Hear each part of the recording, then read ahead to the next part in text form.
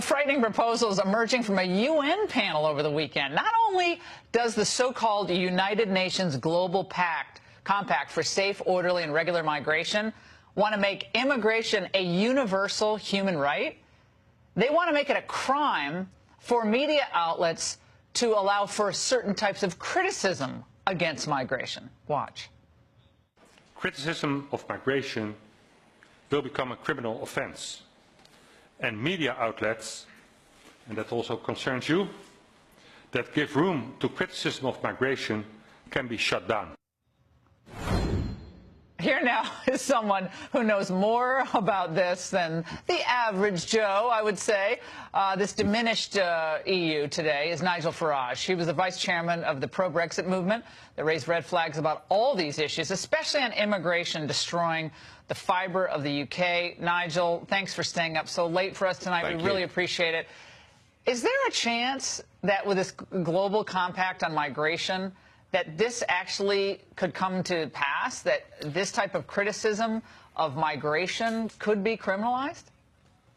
Well, you were quite right to say that what the UN wants to do is to make migration a human right. What it also wants to do is to make illegal immigration legal by defining a refugee as anybody that wants to move between countries. So basically what it wants to do is to make us all global citizens, and governments are going to this next week. Many will sign up to it without ever consulting their own people. But you're quite right. The most worrying part is the section on the media, where it says very clearly that media outlets who are intolerant, critical, xenophobic or racist in their criticism of mass migration.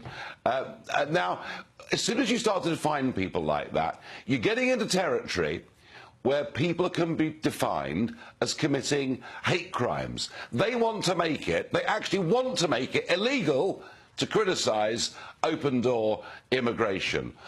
Is it actually going to work? Well, thankfully, the UN itself doesn't have legal power. But Nigel, doesn't this also, though, operate as kind of a framework for international human rights cases? And it ends up being a framework that, under a different Supreme Court in this country, could actually be referenced. I mean, there are a lot of justices who believe that referencing foreign law is okay, which, of course, it's not the way it's done in our country, and sadly it's been done in the past.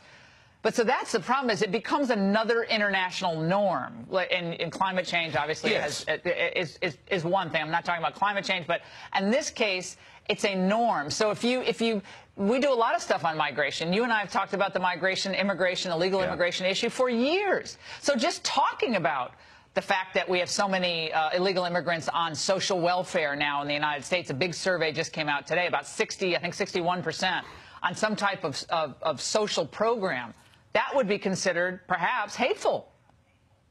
Yeah, I mean, here I am in London. There are, as we speak, 1,000 police officers in London who just investigate hate crime. And the definitions of what is hate crime get broader and broader. This is an attempt by the UN to make any criticism of mass migration something that should be considered criminal. And effectively, what they're saying is they will favour media outlets that promote their ideas materially. I mean, they're even talking about funding media outlets that support their view. No, I'm being serious, and believe me, I've seen this myself in Brussels, because the European Union, that is the sort of prototype for the globalists, and the European Commission actually give money to media organisations that promote their views and increasingly demonise those that take a different point of view. And you're right, the International Criminal Court, areas like that, can start to make judgments in these areas that will, be referenced by national courts. And they also, they marginalize voices. You see this happening on social media. It's happened on Twitter, obviously on Facebook, YouTube channels. They're making judgment calls on who is and who is not part of the acceptable club. Nigel, I want to play a soundbite from the Grande Dame of migration, which is Angela Merkel, of course. This is just from about a week and a half or so ago. Let's watch. Der Pakt für Migration genauso wie der Pakt für Flüchtlinge ist der richtige Antwortversuch. Wir stehen ja am Anfang. globale Probleme auch international und miteinander zu lösen. Well, you're on satellite, so unless your German is really good, I'll tell you that it was basically just, you know, this is a right. We have to stand up for the right of refugees. Well, I believe in standing up for refugees, but it doesn't mean that every country's border has to remain open if a global entity like the UN says, okay, you got to do it, whether it's to the 7,000 people in Tijuana or to any other group.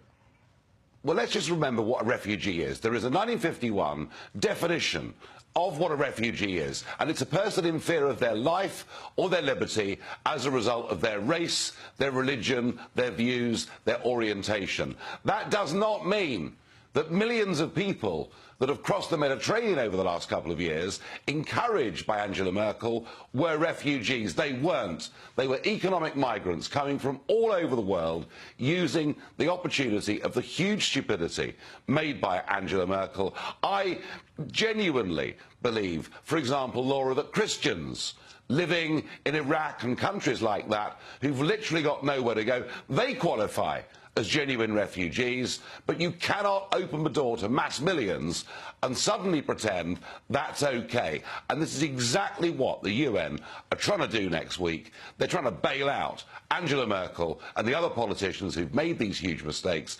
And I would have thought what Mrs. Merkel ought to do, rather than defending her judgment, is to apologise to millions of German people for fundamentally changing the nature and the culture of the towns and cities in which people live without ever asking the people. Now, Sweden's seeing its populist movement. We saw the results of the last election. We see it happening in Andalusia, in Spain. Macron is a lot of reasons he's in some really hot political water. Obviously, Brexit. Things are changing, and the elites don't get the message. But Nigel, thank you for being up with us late. A really important topic, and I really, really appreciate it. Thanks so much.